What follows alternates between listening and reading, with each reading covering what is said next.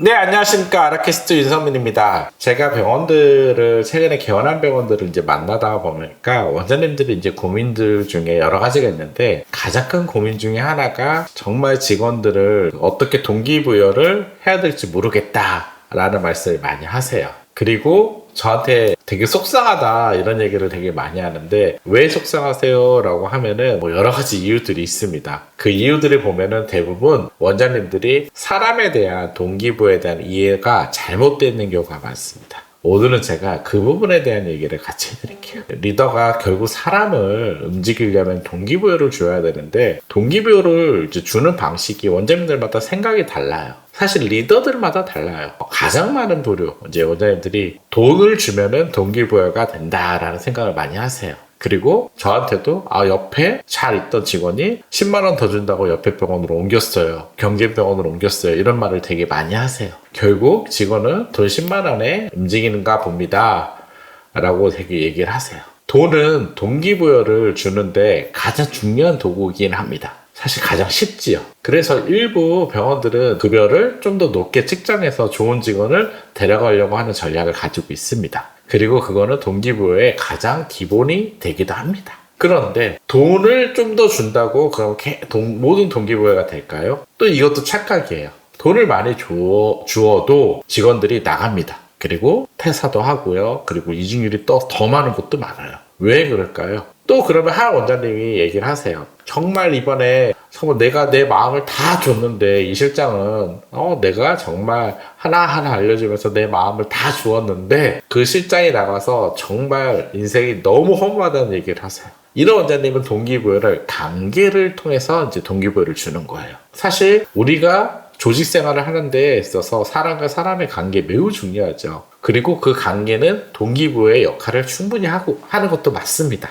그런데 여기서 문제는 뭐냐면 관계만으로 동기부여가 다 만들어지지 않는다는 거예요. 제가 앞에 또 얘기했지만 가장 큰 리더의 모순이 뭐예요? 내가 돈으로만 동기부여를 할 수 있어 라는 사고예요. 그리고 이 두 번째는 내가 관계를 잘하면 동기부여를 충분히 줄 수 있어 하는 사고예요. 결국 이 한 개, 두 개로만 인간은 동기부여가 되지 않는다는 거예요.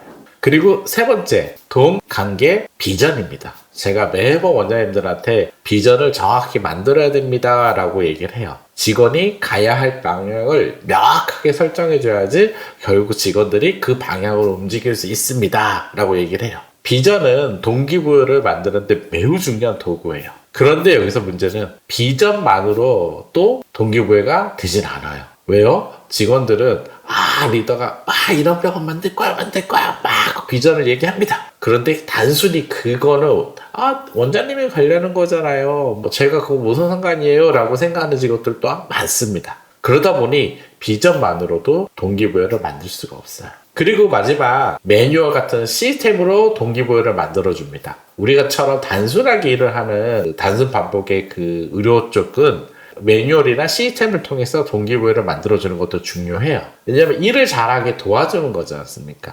그리고 내가 이 부분에 대해서 단순하게 성과를 좀 더 효율적으로 해서 날 수 있게 도와주는 거거든요. 그리고 이러한 시스템들이 동기부여를 만들어내기도 합니다. 따라서 직원들이 왔을 때 체계적으로 좀 더 성장할 수 있게 교육할 수 있게 시스템을 만들어주는 것도 일을 또 잘할 수 있게 매뉴얼화 시켜서 일을 좀 더 편하게 잘할 수 있게 만들어주는 것들도 다 동기부여가 됩니다. 그런데 과연 이 부분만 또 주면은 매뉴얼만 준다고 동기부여가 될까요? 일을 더 시키려는 거 아니야?